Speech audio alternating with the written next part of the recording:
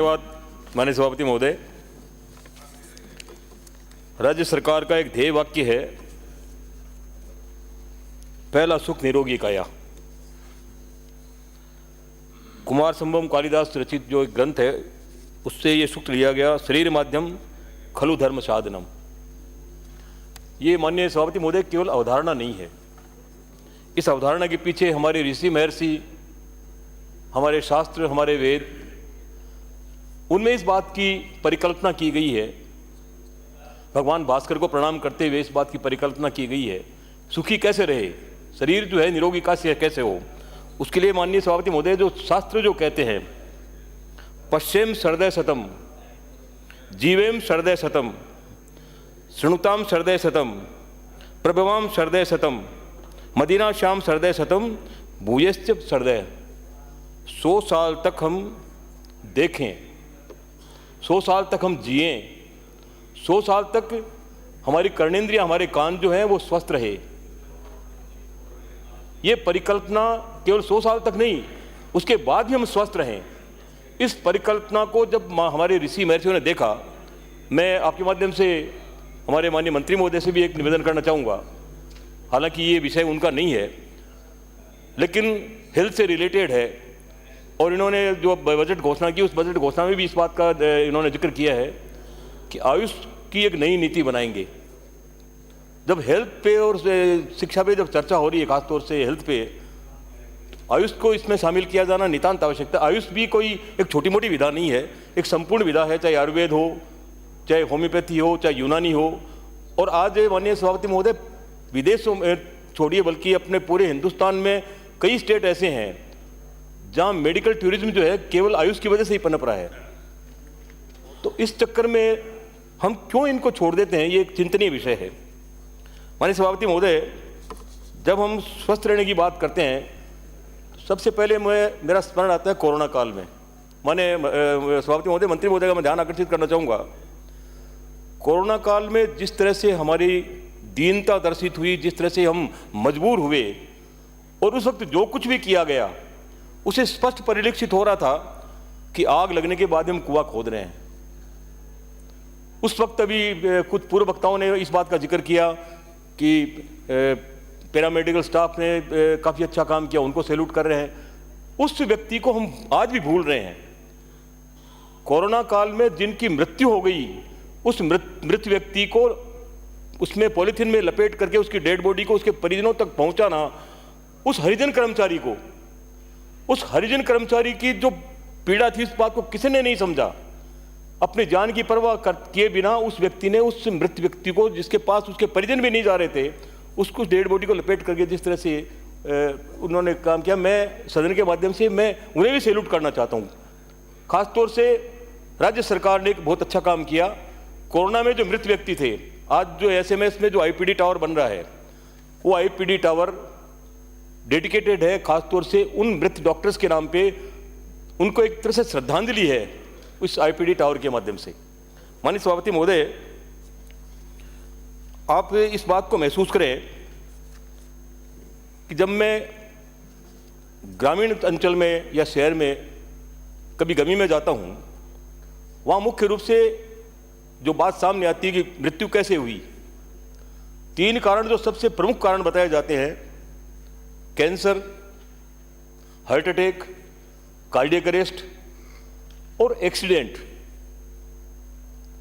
माननीय सभापति महोदय, आज बीकानेर से जयपुर आने के लिए यदि कोई हार्ट पेशेंट है तो उसके लिए मार्ग में किसी भी तरह की सरकारी कोई सुविधा नहीं है। आज बड़े बड़े जब एक्सीडेंट होते हैं तो मेडिकल कॉलेज बीकानेर से लेकर के जयपुर तक कोई ऐसा ट्रॉमा सेंटर नहीं है जहां उस गोल्डन पीरियड में उस एक्सीडेंट हुए व्यक्ति को कोई रिलीफ मिल जाए।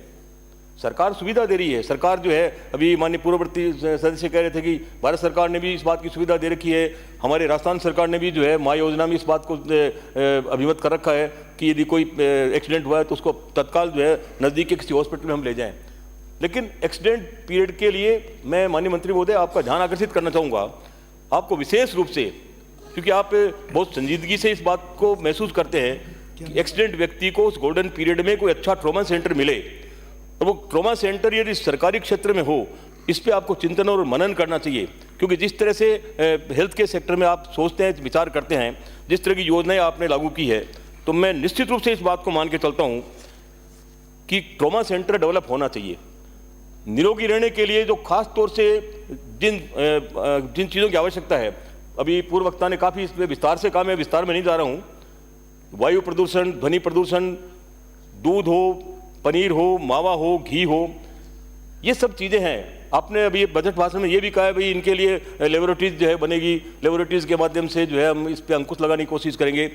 मेरा इसमें एक और बात माननीय सभापति महोदय, केवल दूध की, पनीर की, घी की हम बात कर रहे हैं, लेकिन जो मेडिसिन कई बार जो है हम अखबार में पढ़ते हैं कि आपकी जो है जो जेनरिक मेडिसिन हैं, मेडिसिन जो है वो उस गुणवत्ता की नहीं मिल रही है, मेडिसिन में जो है किसी तरह की नकली मेडिसिन मिल रही है, उनके बारे में हम क्या सोच रहे हैं। दूध आपने खाया, पनीर आपने खाया, उस वक्त आपको जो है किसी बात का रिएक्शन हुआ या कोई किसी तरह का इन्फेक्शन हो गया, लेकिन उस गलत दवा से जो नुकसान हो रहा है, उस गलत इंजेक्शन से जो नुकसान हो रहा है, उस गलत मेडिसिन से जो नुकसान हो रहा है, ये तो मास किलिंग का सा मामला है सभापति महोदय। इसके बारे में माननीय सभापति महोदय आपके माध्यम से मैं माननीय मंत्री महोदय से आग्रह करना चाहूँगा कि खास तौर से मेडिकल की जो इश्यूज हैं, मेडिसिन के मामले में किसी तरह की यदि अडल्ट्रेशन हो, उस पर गंभीर से गंभीर जो है इस बात जो है वो सजा का प्रावधान किया जाना चाहिए। ये बहुत गंभीर विषय है माननीय सभापति महोदय।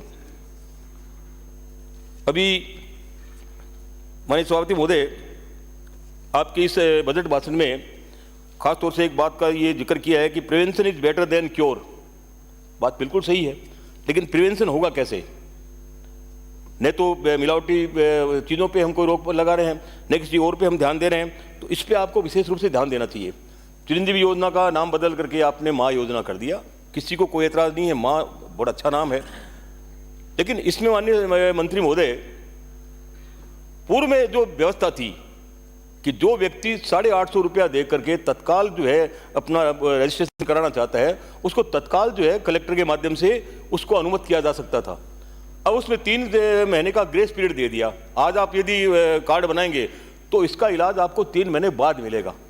माननीय सभापति महोदय, आप तो स्वयं ग्रामीण अंचल से आते हैं, बीमारी कब किसी को पूछ के आती है? बीमारी पूर्व में जब ये व्यवस्थाएं नहीं थी, सरकार की तरफ से ये जब सुविधाएं नहीं थी, घर बिक जाते थे, जमीनें बिक जाती थी, गहने बिक जाते थे, कर्ज लेना पड़ता था, तो बीमारी पूछ के नहीं आती। और यदि किसी व्यक्ति से कोई गलती से वो कार्ड नहीं बना पाया, यदि वो भूल गया इस बात को, वो यदि अपना 850 रुपये में कार्ड बना रहा है, या तो वो कार्ड के लिए एलिजिबल है, उस स्कीम में एलिजिबल है, और यदि एलिजिबल नहीं है वो 850 रुपये में अपना कार्ड बना रहा है, हम सरकार जो है उस कंपनी को क्यों ये फायदा देना चाह रहे हैं कि 3 महीने का पीरियड हम उसको दे रहे हैं कि 3 महीने बाद जो है तुम्हारा इलाज जो है हम अनुमत करेंगे। मेरा आपके माध्यम से आग्रह है मंत्री महोदय को कि उस पर तत्काल आपको चिंतन मनन करना चाहिए। 3 महीने का जो पीरियड आप जो दे रहे हैं उसको तत्काल हटाना चाहिए।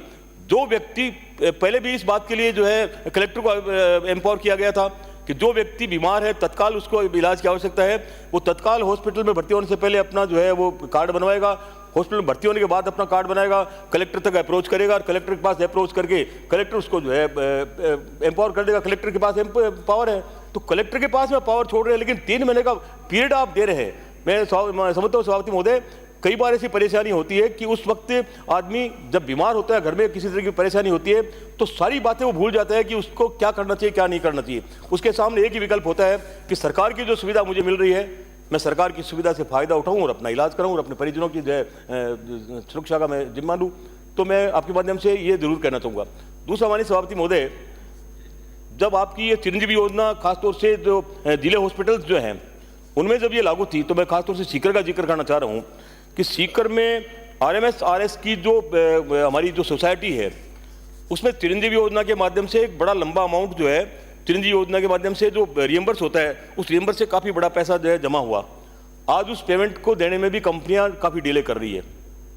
कई जो हॉस्पिटल्स हैं पेमेंट की डिले होने की वजह से और उसको जो है अलाउ भी नहीं कर रहे हैं। और इसी के साथ मैं एक बात और कहना चाहूँगा, राज्य सरकार की योजना है RGHS में लंबे समय से लोगों के पेमेंट जो है ड्यू हो रहे हैं, और पेमेंट ड्यू होने की वजह से लोगों को पेमेंट नहीं हो रहा, तो लोग जो है दवाइयाँ भी नहीं दे रहे। तो RGHS को काफ़ी जो है सोच समझ करके राज्य सरकार द्वारा बनाया गया था। राज्य सरकार द्वारा इस योजना को, जो बहुत अच्छी योजना है, सारे कर्मचारियों के लिए जो बाकी जो रिटायर्ड लोग हैं उनके लिए, तो इसको पेमेंट के माध्यम से तत्काल लोगों का पेमेंट हो, ये बहुत जरूरी है माननीय सभापति महोदय। तो मैं माननीय मंत्री महोदय का ये भी चाहूँगा कि तत्काल आप इस पर जो है कोई न कोई व्यवस्था सोचें। माननीय सभापति महोदय, एसएमएस मेडिकल कॉलेज के बारे में काफ़ी चर्चा हुई यहाँ पे। एसएमएस मेडिकल कॉलेज को माननीय सभापति महोदय, मैं मंत्री महोदय का ध्यान आकर्षित करना चाहूँगा, एसएमएस मेडिकल कॉलेज को प्योरली आपको एम्स की तर्ज पर रेफरल हॉस्पिटल बनाना चाहिए। एसएमएस हॉस्पिटल में 15-15 हज़ार पेशेंट्स आते हैं, उसमें न कोई रिसर्च वर्क होता है, न जो गंभीर बीमारी के जो लोग रोगी हैं उनको जो है कोई डॉक्टर समय दे पाते हैं। भीड़ इतनी ज़्यादा होती है कि पेशेंट को समय देखने का टाइम ही नहीं मिलता। न केवल इससे हॉस्पिटल का काम सफर होता है, बल्कि हॉस्पिटल से एसोसिएटेड जो कॉलेज के जो प्रोफेसर साहिबान हैं उनको अपने कॉलेज में फैकल्टीज को पढ़ाने में भी काफ़ी परेशानी का सामना करना पड़ता है। तो एसएमएस को प्योरली रेफरल हॉस्पिटल जो है इसको जो है बनाए एम्स की तर्ज पर। इसमें वही पेशेंट आएगा जो जिलों से और आसपास के जगह से रेफर होकर आएगा, उसका बोझ भी कम होगा। उसके लिए आपको जो व्यवस्था करनी है, जैसे अभी माननीय वरिष्ठ सदस्य कालीचरण साहब भी फरमा रहे थे कि आसपास के जो हॉस्पिटल्स हैं वो चाहे जयपुर के हों चाहे जिलों के हॉस्पिटल हों, जिलों के हॉस्पिटल्स को आपको स्ट्रेंथन करना चाहिए था। पूरे जिलों में खासतौर से जो मेडिकल कॉलेज की जो परिकल्पना माननीय प्रधानमंत्री को की गई या माननीय अशोक गहलोत जी द्वारा भी उसको जो है अपने ध्यान देकर के कुछ कॉलेजेस खोले गए, उसका अभिप्राय क्या था? कॉलेज क्यों खोले गए? कॉलेज इसलिए खोले गए थे कि हर बजट में पीएचसी खुलती है, हर बजट में जो है सीएचसी खुलती हैं, छोटी छोटी जो है वो सेंटर्स में डॉक्टर्स की जरूरत पड़ रही है, तो डॉक्टर्स की अवेलेबिलिटी हो, इसलिए हमने ये मेडिकल कॉलेज की परिकल्पना की।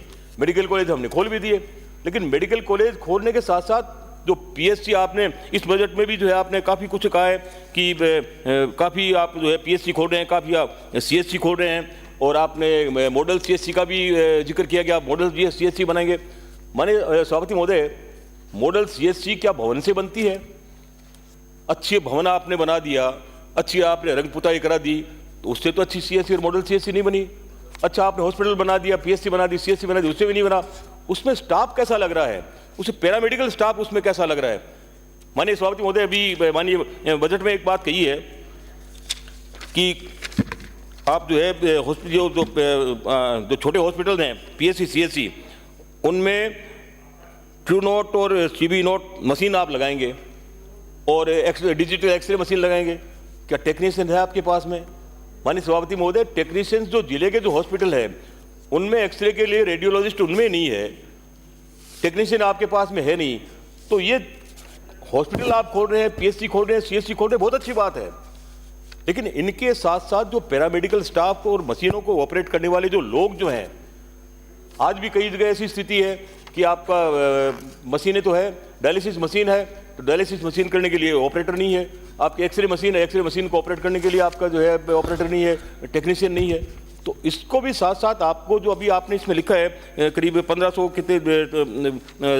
व्यक्तियों को आपने जो है नौकरी देने की इसमें बात की है, तो खासतौर से टेक्नीशियंस की भर्ती भी उतनी ज़रूरी है जितनी बाकी के नर्सिंग स्टाफ की उनकी ज़रूरी है। माननीय सभापति महोदय, एसएमएस के बाद में खासतौर से जो मेडिकल कॉलेज की जो अवधारणा थी, मेडिकल कॉलेजेस की जो वस्तुस्थिति है, माननीय सभापति महोदय, चिंता का विषय है। और मंत्री महोदय, इसको आप जितनी गंभीरता से ले सके आप उसको लें। आप मेडिकल कॉलेजेस की आप हालत देखें। मेडिकल कॉलेज में एनएमसी ने हनुमानगढ़ को 12 लाख रुपए जो है पेनल्टी लगाई, भीलवाड़ा को 3 लाख रुपए पेनल्टी, डूंगरपुर को 3 लाख, पाली को 3 लाख, अलवर को 12 लाख, सीकर को 2 लाख, बाड़मेर को 3 लाख, चूरू को 3 लाख। और क्यों लगाई? एक ही फैकल्टी आज इस मेडिकल कॉलेज में, वही फैकल्टी किसी दूसरी मेडिकल कॉलेज में जाकर के जो है अपनी अटेंडेंस दे रहा है। तो एकदम मेडिकल कॉलेज में फैकल्टी नहीं होगी तो वो बच्चा कैसे पढ़ेगा? बच्चों को पढ़ने के लिए फैकल्टी हमारे पास में है नहीं। उसका सबसे बड़ा जो कारण है माननीय सभापति महोदय, वो है इनकी पॉलिसी। राजमेश की पॉलिसी को पिछली बार भी जब सदन में चर्चा हो रही थी, तब मैंने माननीय मंत्री महोदय को इस बात के लिए विशेष आग्रह किया। मंत्री महोदय स्वयं भी इस बात को जो है इन्होंने जो है इस बात को माना कि आज मेडिकल जो राजमेश के माध्यम से और जो गवर्नमेंट कॉलेजेस की जो भर्तियां जो होती है उसमें काफ़ी बड़ा अंतर है, और उसको उन्होंने जो है लागू करने की बात भी मान ली। गवर्नमेंट के जो रूल्स हैं वो राजमेश के पे भी लागू होंगे। आज 1 साल होने को आया, आज भी उस स्कीम को उस राजमेश के जो कर्मचारी हैं, जो डॉक्टर साहिबान हैं, उन पे आज भी लागू नहीं किया गया है। खासतौर से जो मेडिकल कॉलेज है, जो नए मेडिकल कॉलेज खुले हैं, उनमें 3-3 कैटेगरीज बनी हुई है। डेजिग्नेटेड अलग है, राजमेश के अलग है, और जो रेगुलर सर्विस जो गवर्नमेंट के जो डॉक्टर आ रहे हैं वो अलग है। डेजिग्नेटेड वो डॉक्टर है माननीय सभापति महोदय, जो उस हॉस्पिटल से सीधे जो है मेडिकल कॉलेज में आ गए, मेडिकल कॉलेज में आकर के वो पढ़ा रहे हैं। मैं सीकर का आपसे जिक्र करूँ माननीय सभापति महोदय, सीकर में जो भी डॉक्टर साहिबान थे, जो सीनियर सर्जन थे या सीनियर मेडिसिन वो फिजिशियन थे, वो सारे के सारे मेडिकल कॉलेज में पढ़ा रहे हैं। उनका डेजिग्नेटेड डॉक्टर के नाम पे वो जाने जाते हैं। न तो उनके प्रमोशंस हो रहे हैं, न उनको किसी तरह का कोई और बेनिफिट मिल रहा है, न उनके बारे में कोई आदमी चिंता कर रहे हैं। वो 5 साल तक यदि सीकर के मेडिकल कॉलेज में पढ़ा करके और आपका अच्छा रिजल्ट दे सकते हैं। सीकर पिछली बार भी एक बच्चा टॉपर रहा, इस बार भी जो 5 ईयर जो कोर्स कंप्लीट हुआ है, पूरे 5 साल का कोर्स कंप्लीट हो गया, उसमें इस बार भी जो है वो मेरिट पे है, वो राजस्थान में मेरिट पे आया है। ऐसे लोगों को आप डेजिग्नेटेड होने की वजह से केवल इसलिए दंडित कर रहे हैं कि वो आपके जो है उस सिस्टम से नहीं है। भाई राजमेश का सिस्टम जो है वो, जब आपने मान लिया कि राजमेश को आपने एग्री करके राजमेश को और गवर्नमेंट कॉलेजेस के उनको इक्वल कर रहे हैं, तो उनके बारे में आप सोच क्यों नहीं रहे हैं? क्या कमी है उन डॉक्टर्स में? उसमें यदि कमी है तो फिर आपको दूसरे डॉक्टर लगाने चाहिए थे।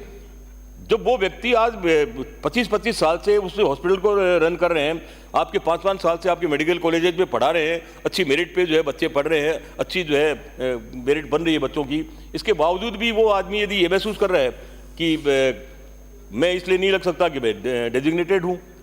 मेडिकल कॉलेजेस में आज जो वैकेंसीज है फैकल्टीज की, माननीय सभापति महोदय, आप सुनकर के दंग रह जाएंगे।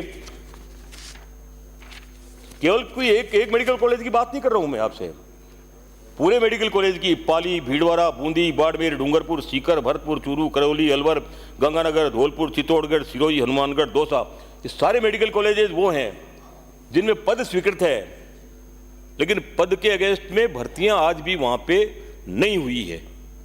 कौन भर्ती करेगा?